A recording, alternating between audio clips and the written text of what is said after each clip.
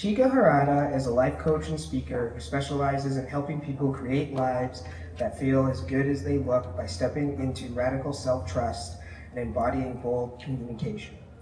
Chi-ka has now run 2 life coaching courses with ConnecTra, and the response has been extremely positive. In this talk, Chi-ka will be sharing tips around understanding your inner world, mind, and emotions, as well as deprogramming societal conditioning and claiming your confidence. It's all about thriving your way, not by standards others have laid out for you. Without further ado, over to Chi-ka. Thank you.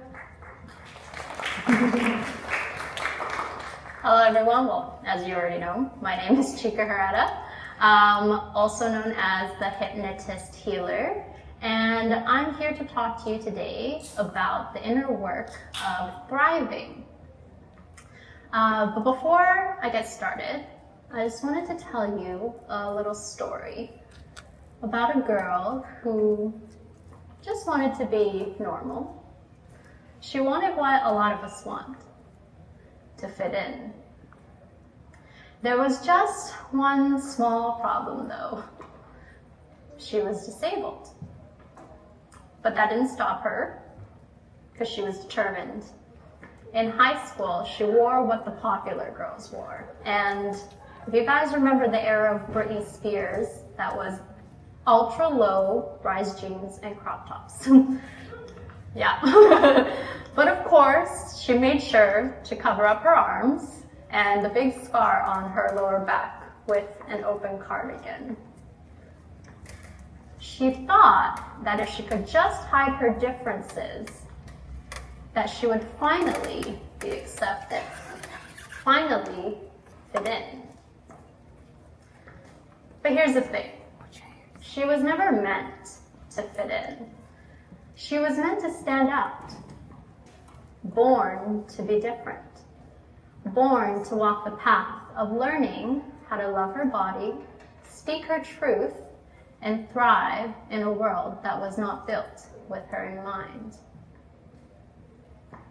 That girl was me. I spent years of my life trying to fit in. But the more I tried to become what others wanted, the more disconnected I felt from myself. And that's because fitting in is not the same as being accepted for your authentic self. Oh, the click. Oh, there. As Brene Brown says, fitting in is about assessing a situation and becoming who you need to be in order to be accepted. Belonging, on the other hand, does not require us to change who we are. It requires us to be who we are. Thriving isn't about being more palpable.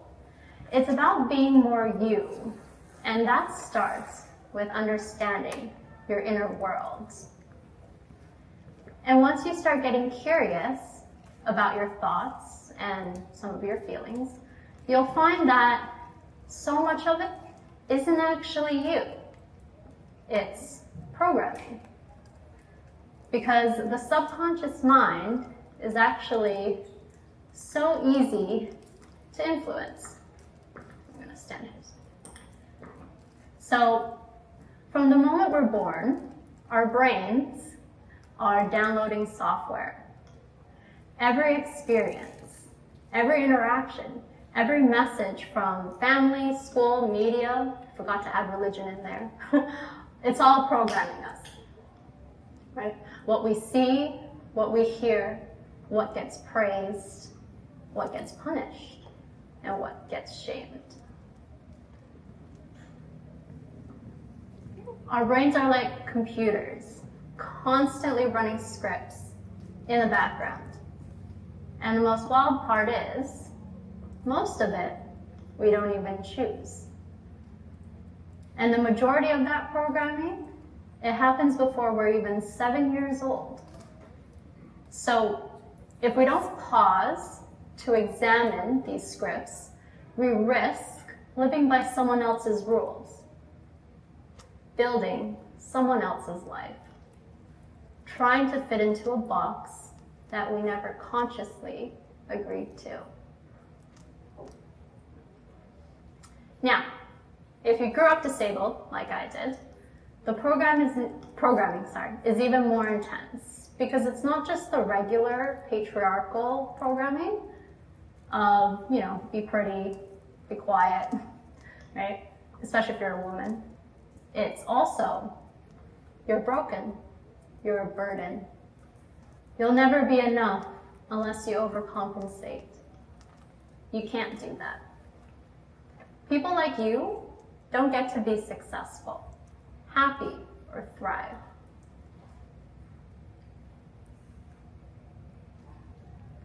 These messages don't just shape how we see the world, they shape how we see ourselves. So when I talk about deprogramming, I'm not just talking about unlearning beauty standards or the need to fit in. I'm talking about reclaiming our minds and bodies from a system that told us we were never supposed to thrive in the first place. So I'm going to be going through a few examples of programming here. I made a little list. So we're going to go through parental, body programming, body shame, love and relationships, and then success and money.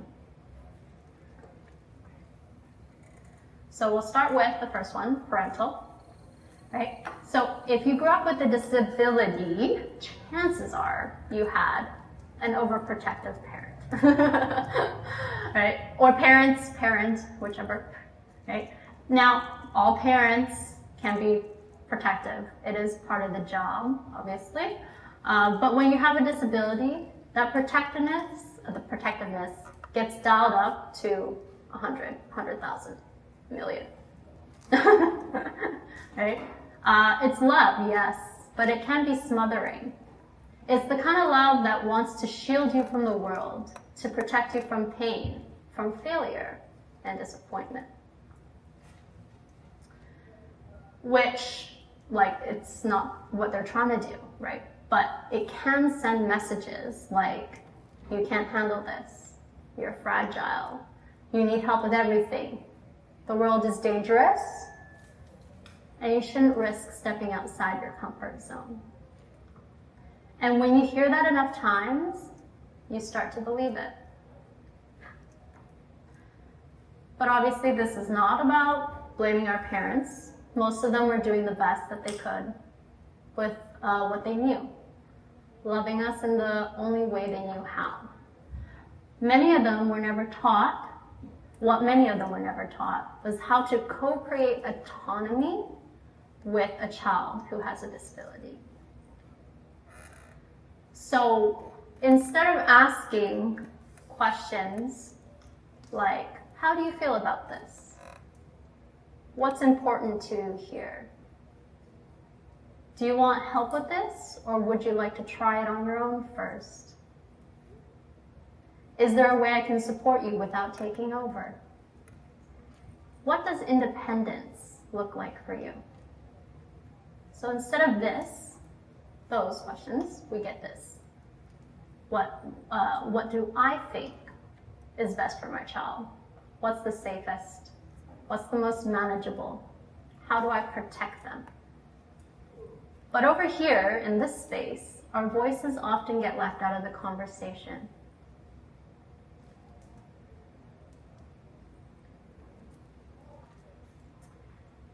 But the thing is, the more you're protected, the less you learn how to trust yourself. And that's where low self-confidence begins to grow. When we don't trust ourselves to make decisions or move through life with confidence, that doubt seeps in deep. It doesn't just live in the mind, it reshapes how we feel in our skin.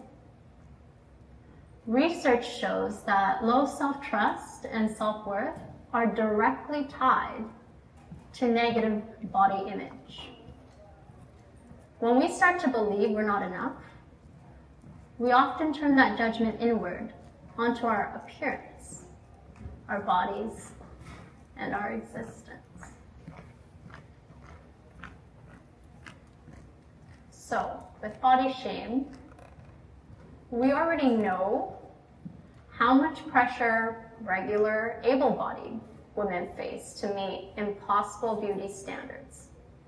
Now layer disability on top of that, and what you get is an even deeper kind of body shame and internalized unworthiness. Feeling different for many of us, especially if we have a physical disability that's, quite visible, it can lead to a heightened state of shame about not fitting in. Growing up, you may have been hyper aware of how others looked at you, and that gaze can feel like judgment.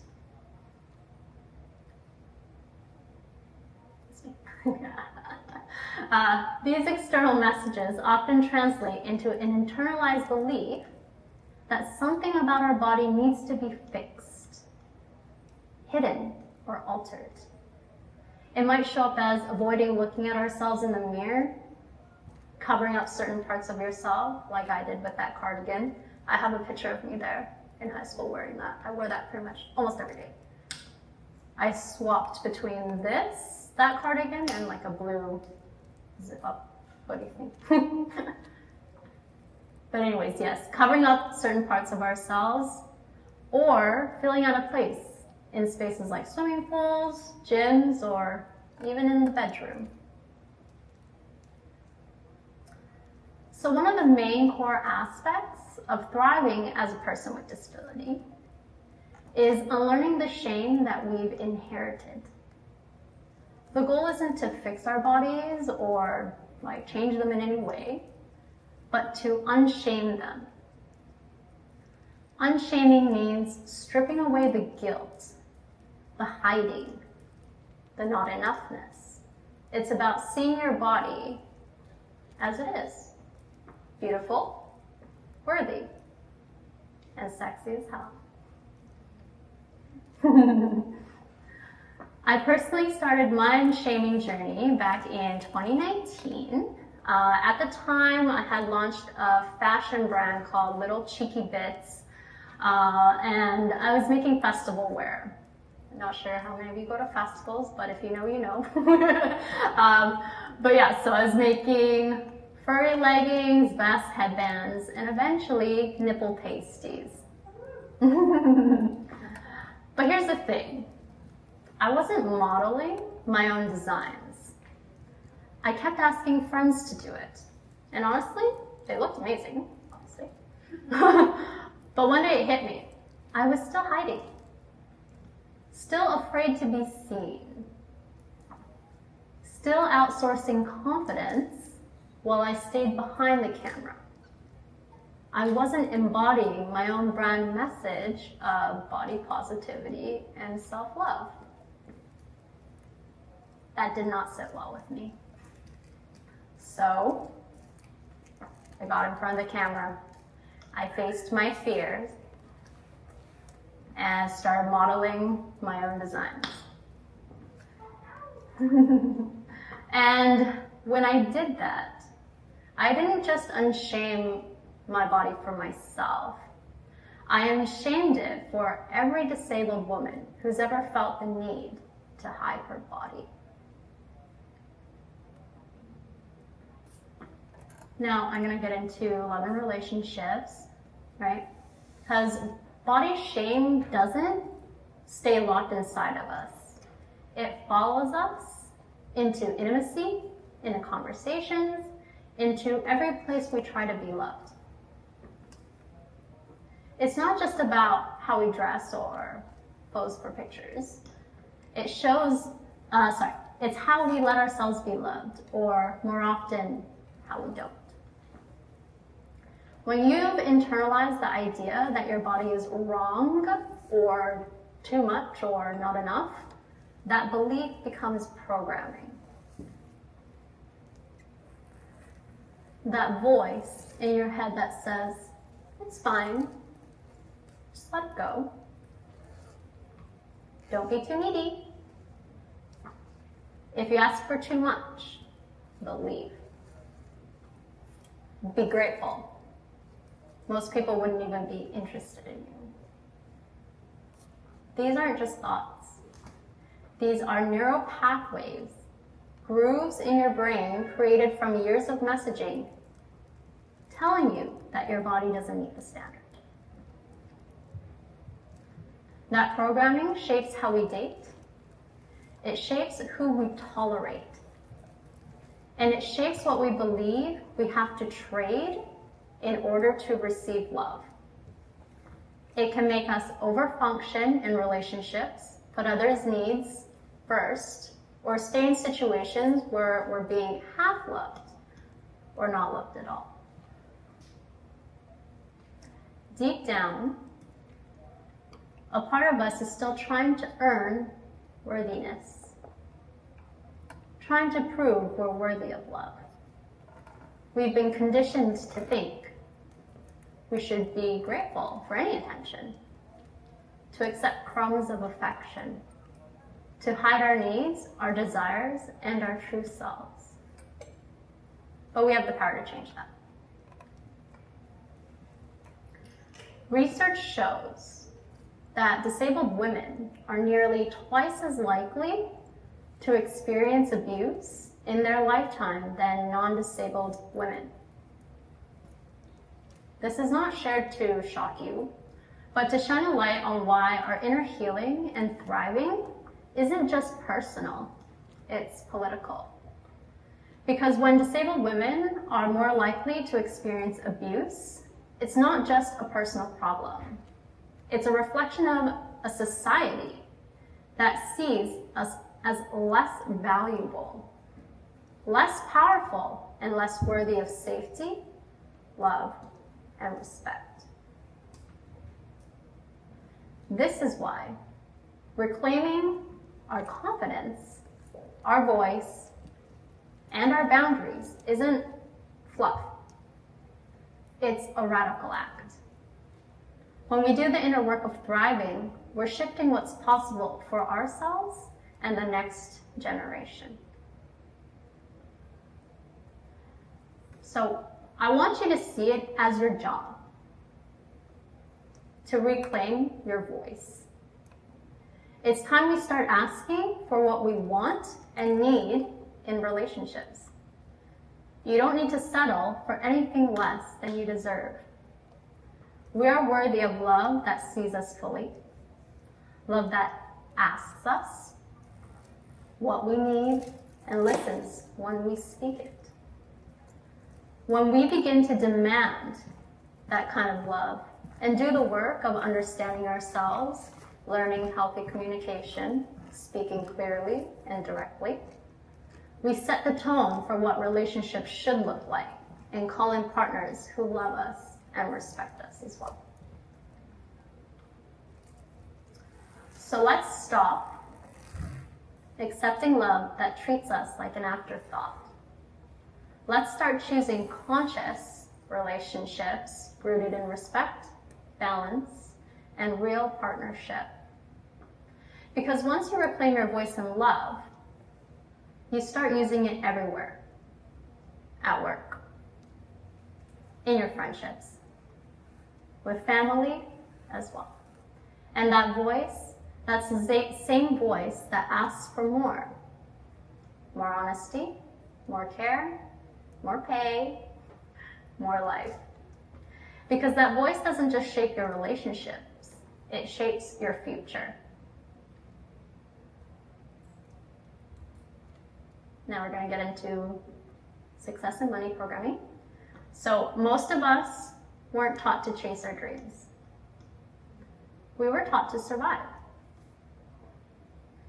to play it safe, to stay small, and the world we live in reflects that. People with disabilities are systematically underpaid, undervalued, and boxed out of opportunities. We make 66 cents on the dollar compared to non-disabled folks. That's not a small gap. That's a 34% slap in the face. And when we make less, our choices shrink. And so does our freedom. That's why financial power matters. I'm not saying everyone should be a millionaire, but what I am saying is that we deserve options. And the truth is, the government isn't coming to save us, right? They'll cap our income to keep our benefits. They'll make us fight for scraps while telling us to be grateful. They'll define our worth using systems that were never designed with our safety in mind. But you know what's better than wanting someone else to save you? Saving yourself. Building your own version of success, right? Learn a skill. Ask for that raise. Start the side hustle, and obviously, raise your prices. Say yes to things that scare you, and no to the things that drain you. Because the more you build your own foundation, the less you'll depend on systems that profit off your limitation. And when you're thriving, you set the standard for what's possible. You show the next generation of disabled women that we don't just survive, we thrive. Okay, so I think that's about 20 minutes. Let's take a little mini break before I go into like solution mode. Because that was like, I don't know, 3 therapy sessions in one essentially. So if you're comfortable with it, I'd like you to join me in a guided visualization. So if you're cool with it, obviously, you can go ahead and close your eyes if that feels safe for you. And just take a deep breath in and let it out. You can make sounds if you want, whatever you like. You can feel gravity slightly pushing you down into the chair. Now, I want you to imagine what it feels like to be confident and thriving.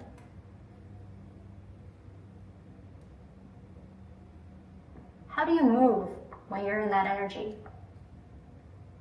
How do you speak? How do you flick your hair? How do you make decisions?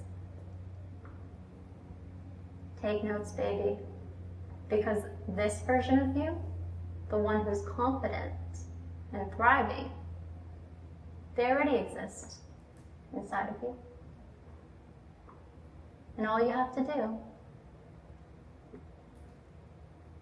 is step in.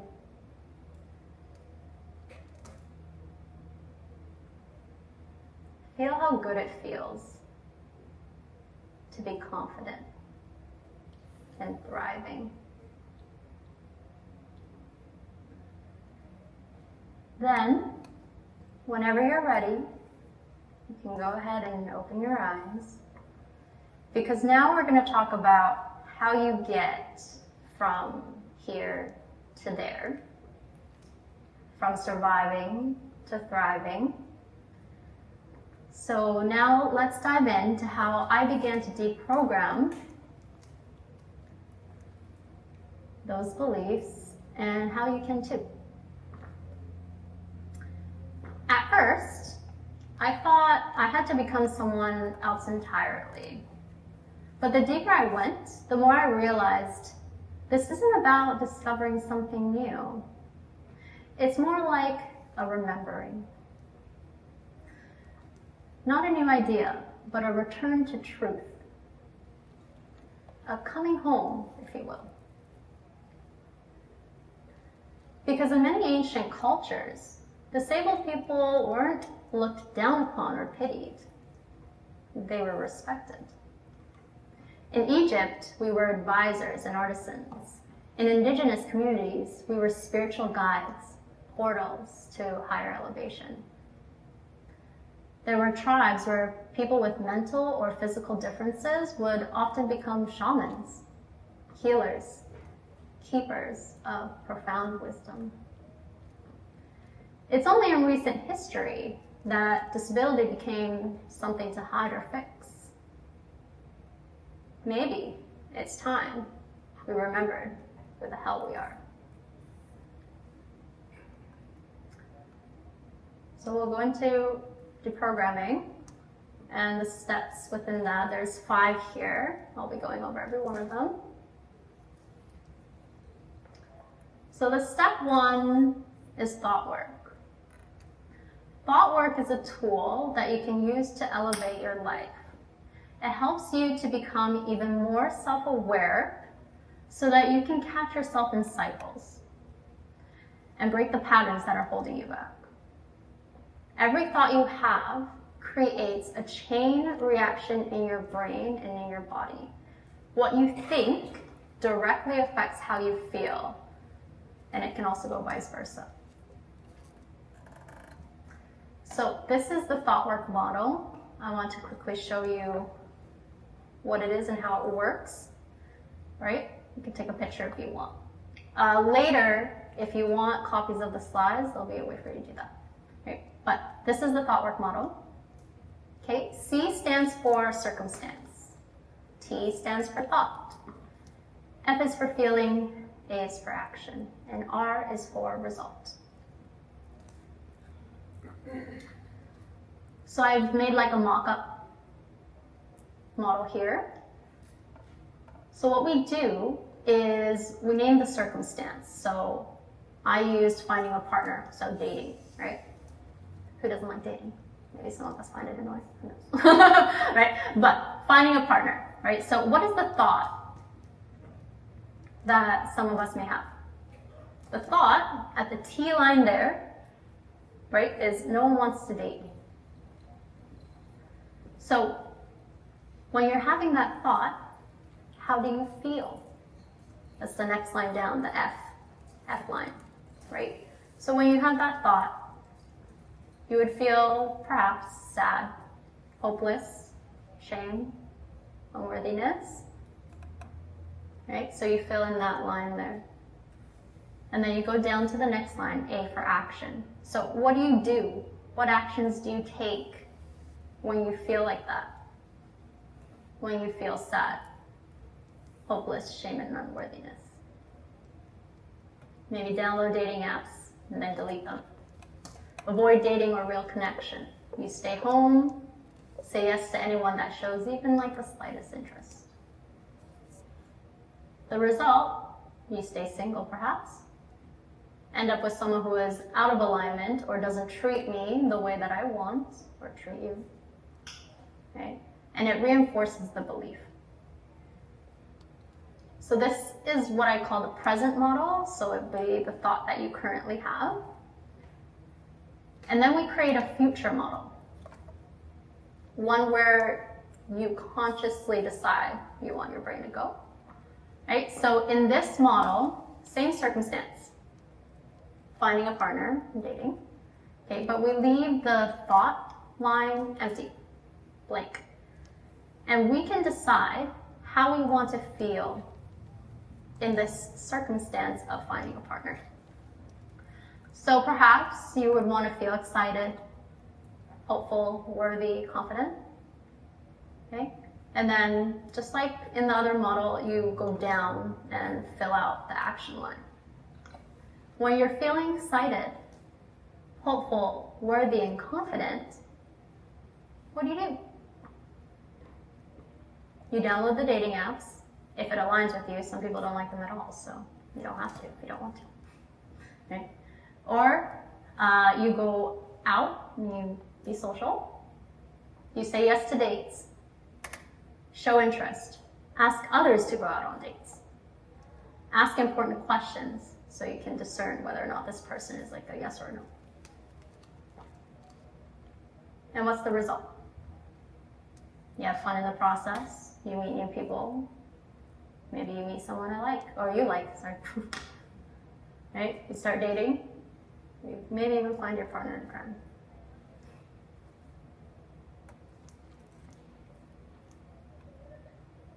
So in the future model, you fill out everything except for the T line. And once you're done, you find a thought that would make you feel excited, hopeful, worthy, and confident. So I've picked the kind of love I want exists. So when you have that thought, you get those feelings, you get those actions, and you get those results. Now, you want to, just like a little nuance here, you want to pick a thought that you actually believe.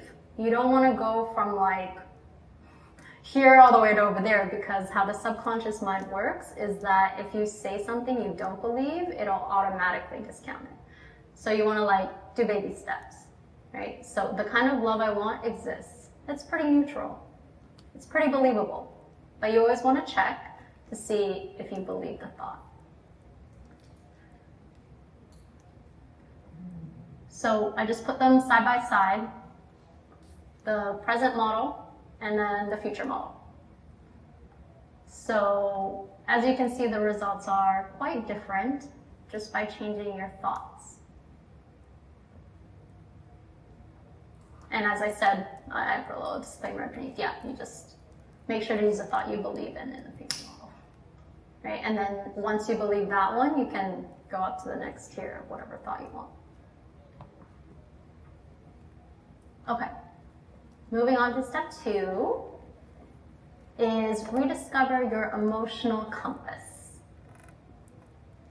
A lot of people these days are disconnected from themselves and what they truly want. They're busy avoiding hard feelings, living lives for other people, doing what they think they should do, versus doing what they actually want to do. It's no wonder so many people are depressed and unhappy. Here's how we get out of that. We stop avoiding or numbing out hard feelings. Because when you numb yourself to the hard, you also numb yourself out to the good ones as well. It's like taking an antidepressant. It numbs everything, even the good, right? I'm not saying that we should like wallow or allow your feelings to take over your day. Instead, you want to get curious. Curious on why these feelings have come up. Not like, it's an experiment. The more you get curious, the better you will understand yourself and be able to build a life that aligns with you and your deepest desires. So I put some feelings down or up there. Ones that a lot of us don't like to feel or don't like to acknowledge. First one is envy. All it means is you want what they have. Nothing wrong with that, right? What action you can take when you're feeling envy is just go after the version of what you want. Figure it out and take some steps towards that.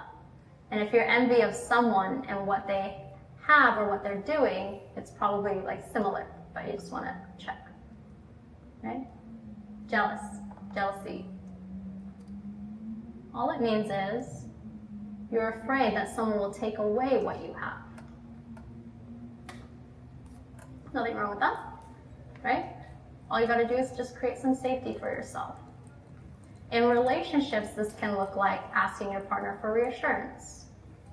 No biggie, right? If you're sad, you've been emotionally hurt, what do? Action is you pinpoint what hurt you and go and communicate it to the person if it's a person that said something that hurt you, or perhaps it was just a situation where perhaps your dog passed away, and then that's totally normal to be sad, obviously, right? But yeah, if it was a person and they said something mean or whatever, if it's safe, you can go and communicate it with them, right? Anger. It's really bad to be angry in today's society. They think you're crazy, right? If you show any anger. But anger is like really important. I like to call it sacred rage. But yeah, when you're feeling anger, something isn't right. A boundary has been crossed, right? So what do? The action is you figure out what the boundary is and you communicate it to the person who has crossed it. It's good practice to be regulated before you go and communicate with the person. So you're not like freaking out at them, right? Try to use I statements. Right? And then there's fear. Fear just means there's a potential danger. And what you want to do is you want to just think with logic, assess the situation. Is there a real danger? If there is, you create distance. But fear is also here to protect you. So it doesn't always know the difference between danger and growth. So you want to be able to like logically decipher the two. Okay. So confidence doesn't just come from one thing, especially not from how you look. Real confidence is layered. It's not just about looking good, it's about feeling safe in your body, trusting your voice, being in integrity with your values, and knowing you belong even when you're not performing or perfect. It's built by creating alignment between who you are on the inside and how you show up on the outside. And the kind of relationships you also allow into your life. That's why confidence isn't just a look, it's a practice. I've broken confidence down into 3 parts. I like to say the trifecta.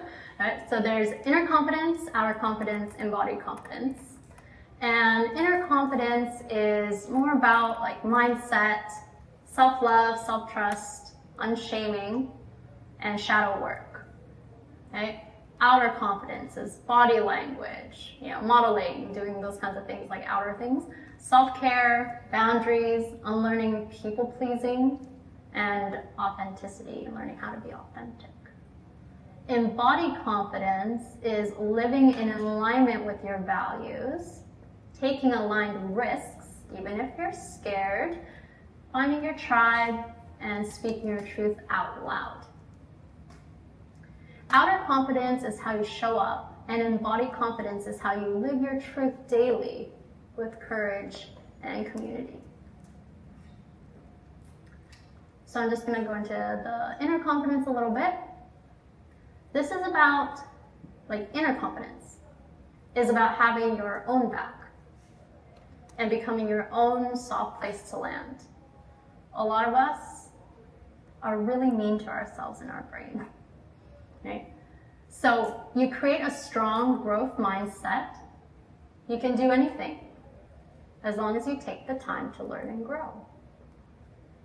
Learn to speak to yourself kindly with compassion. Don't be a bitch, right? Shadow work helps you identify the parts of yourself that you've hidden, while unshaming helps you accept them without judgment. Be courageous in meeting your hidden parts. This will support you in feeling whole versus broken, because you're not rejecting parts of yourself, essentially. Confidence isn't about saying yes, just about saying yes to yourself. It's also about learning to say no. People pleasing. So no to what drains you, even if it means disappointing others. People pleasing is when you do things to be liked or to avoid being seen as a bad person. And just as a side note, we all have good and bad with us. It's duality, baby. Right? Authentic kindness, on the other hand, comes from a genuine place of loving care. The more comfortable you become with saying no, the more control you'll feel over your time and your space.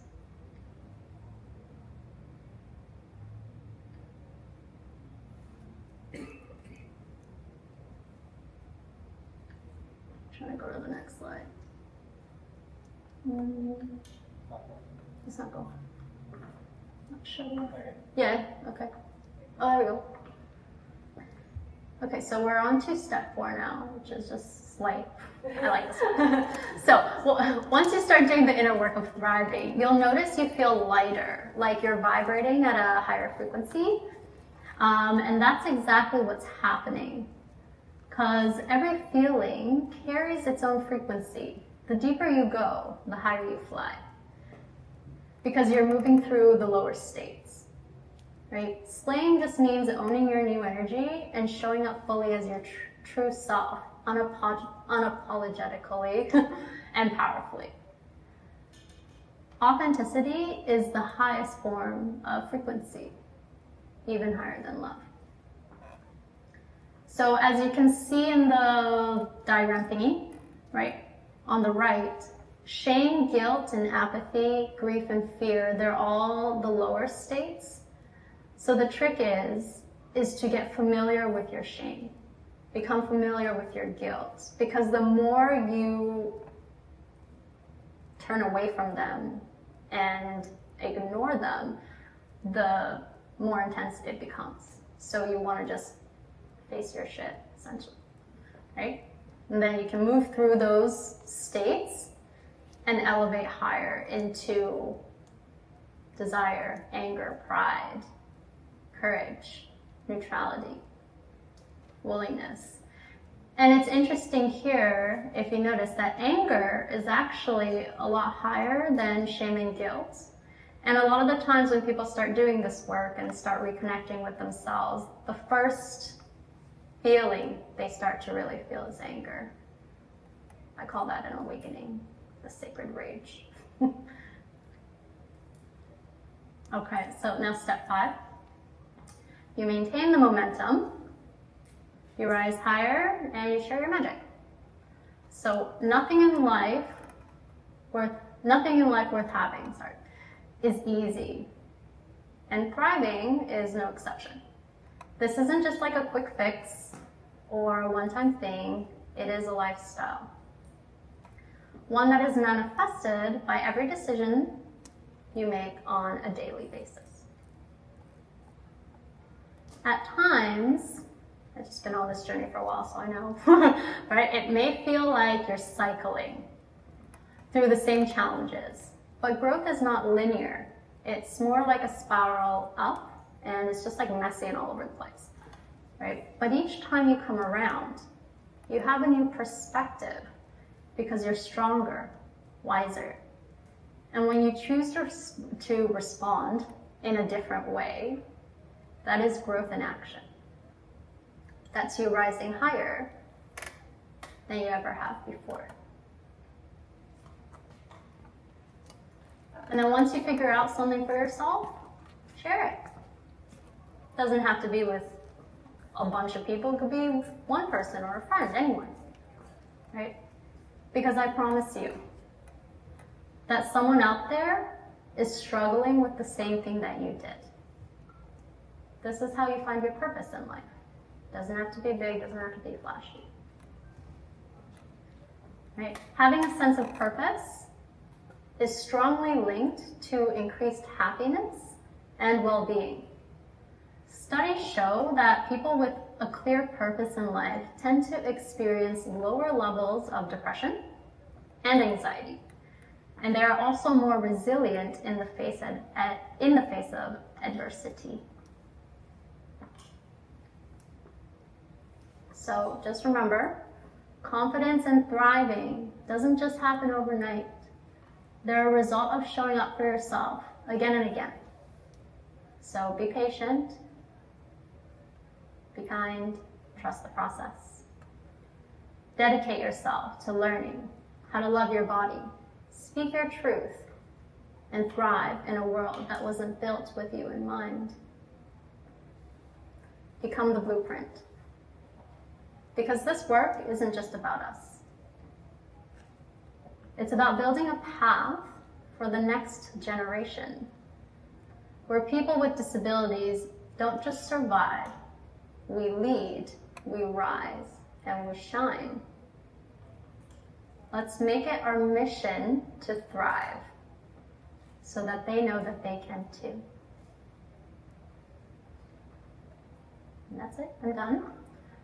If you would like to, oh, thank you. Thank you. Okay, yeah, so if you want the slides from today, you can like scan the QR code and I will email it to you once you put your email address in that landing page there. And I believe, yeah, now we do a 15-minute Q&A. So if anyone has any questions for me about anything I said, feel free to ask. And I will stand here. Wait. Oh, okay. Yes. Sorry, this is just about the QR code that you shared. Mm-hmm. It is showing that QR code has been deactivated. Okay. Well, if you want later, like after the talk, if you want the slides, just come find me. I'll like stand over there and I'll give it to you. So I don't know. I guess it's not working. Sorry. Okay. Oh, yes. I like your point of view. Oh, and thanks. it is the line in the book I've read recently. Mm-hmm. The Power of Story by Harold Johnson, Canadian writer. Okay. And we change our story, we change our life. Exactly. Yes. We tell a different story about ourselves, we can become the person we wish. Mm-hmm. Yeah, it's identity shifting, I like to call it. Yes. Totally agree. What is the book called again? The Power of Story. Power of Story. By Please Harold write that down. Johnson. Howard Johnson. Okay. Harold. Oh, Harold. Harold Johnson. He's a half Métis from Manitoba, and he is now deceased, but he was a lawyer and a judge and a writer. Oh, amazing. Yeah, I'll have to check that out because I like reading books. Yeah. Okay, do we have any other questions or comments?